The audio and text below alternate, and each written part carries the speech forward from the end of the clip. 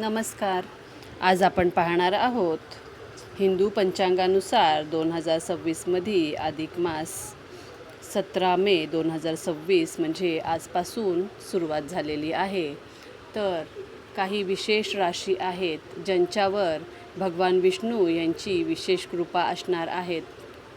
तर त्या कोणत्या राशी आहेत आणि कोणत्या राशींवर भगवान विष्णूंची अशी विशेष कृपा राहणार आहे की त्या राशींचे भाग्य उजळले जाईल.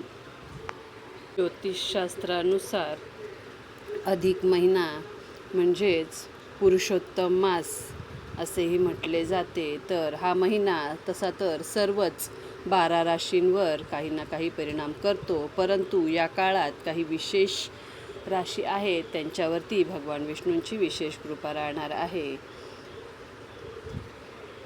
तर त्यातली सर्वात भाग्यशाली प्रथम राशी आहे वृषभ रास. वृषभ राशीच्या लोकांसाठी हा महिना अत्यंत लाभदायी ठरणार आहे. वृषभ राशीच्या लोकांसाठी आर्थिकदृष्ट्या समृद्धी आणि प्रगतीचे योग आहेत. भगवान विष्णू यांच्या पूजेने त्यांना हा महिना त्यांच्या कामातील सर्व अडथळे दूर करणारा आणि प्रगतीचा ठरणार आहे. भगवंतांच्या आशीर्वादाने हा महिना त्यांच्यासाठी अतिउत्तम राहील. त्यानंतरची दुसरी रास आहे कर्क रास.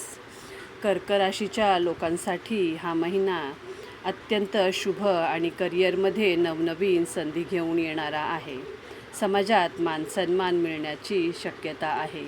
मानसिक शांती आणि भगवान विष्णूंच्या आशीर्वादाने भरभरून प्रगती या महिन्यात त्यांची असणार आहे.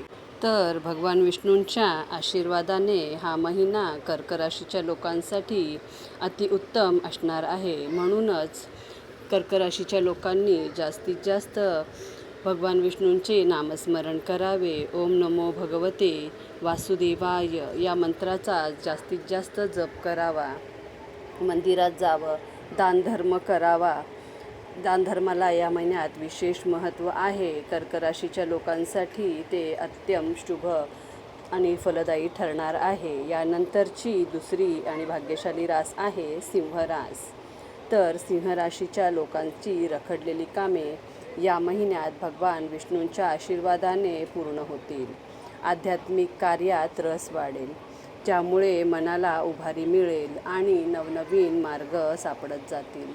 जी रखडलेली कामे असतील, त्यांचे राहिलेले कोणाकडनं पैसे असतील, असे सगळे कामं या महिन्यात पूर्ण होणार आहेत. भगवान विष्णूंचा विशेष आशीर्वाद सिंह राशीच्या लोकांवरती असणार आहे.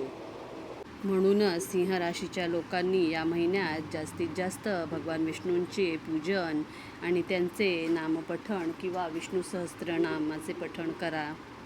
मंदिरात जा, भगवंतांचे दर्शन करा, दानधर्म करा की तुमचे नशीब नक्की उजळेल आणि भगवान विष्णूंचा आशीर्वाद तुमच्यावरती सदैव असाच राहील. हा महिना तुमच्यासाठी भरभरून यश, सुख, समृद्धी प्राप्तीचा आहे. भगवान विष्णूंना प्रसन्न करण्यासाठी जितके काही प्रसन्न करण्यासाठी तुम्हाला योग्य मार्ग सापडतील, नामस्मरण, गरजूंना अन्नदान किंवा कोणत्याही प्रकारचे दान, पाणी दान करा. हेच तुमच्यासाठी खूप भाग्यशाली ठरेल. तर त्यानंतर पुढची रास आहे जी वृश्चिक रास आहे. तर चौथी भाग्यशाली रास वृश्चिक आहे. या राशीच्या लोकांसाठी कौटुंबिक सुख आणि संपत्तीमध्ये वाढ होण्याचे संकेत आहेत. भगवान विष्णूंचा या महिन्यात वृश्चिक राशीच्या लोकांवरती विशेष आशीर्वाद आणि विशेष कृपा राहणार आहे. म्हणूनच वृश्चिक राशीच्या लोकांनी या महिन्यात पूर्ण महिनाभर भगवान विष्णूंची जितकी जास्त सेवा करता येईल, नामस्मरण करता येईल तितके करा. विष्णूंचे सहस्त्रनामाचे पठण करा. त्याचबरोबर भगवद्गीतेतील अध्याय वाचा.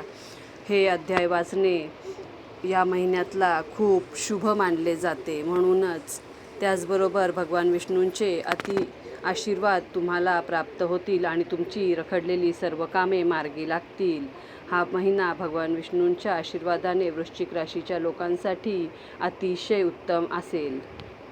तर यानंतरची 5वी आणि शेवटची कोणती आहे ती भाग्यशाली रास? तर ती रास आहे मीन. मीन राशीच्या लोकांसाठी हा महिना भगवान विष्णूंच्या आशीर्वादाने भरलेला असेल. या राशीच्या साठी हा काळ आध्यात्मिक आणि प्रगतीचा असेल. जुन्या समस्यांपासून सुटका मिळेल, नवनवीन कामासाठी मार्ग मोकळा होईल आणि प्रगतीचे योग येत आहेत. भगवान विष्णूंची विशेष कृपा मीन राशीच्या लोकांवरती अधिक महिन्यात असणार आहे. तर मीन राशीच्या लोकांनी जास्तीत जास्त भगवान विष्णूंचे नामस्मरण करा, मंदिरात जा, दानधर्म करा आणि तुमची रखडलेली कामे भगवान विष्णूंच्या आशीर्वादाने लवकरात लवकर पूर्ण होतील. तर या होत्या त्या भाग्यशाली राशी ज्यांची या महिन्यात भगवान विष्णूंची अतिकृपा राहणार आहे. त्या 5 राशींवरती आपण पाहिलेलं आपली रास नक्की असेल त्यात. तर आपल्या मित्रमैत्रिणींबरोबर शेअर करा. व्हिडिओ आवडला असेल तर लाईक करा आणि आपल्या चॅनलवरती नवीन असाल तर आपल्या चॅनलला सबस्क्राईब करा. अशाच नवनवीन व्हिडिओसाठी बेल आयकॉनला प्रेस करा आणि अशी चांगली माहिती इतरांपर्यंत नक्की पोहोचवा. धन्यवाद.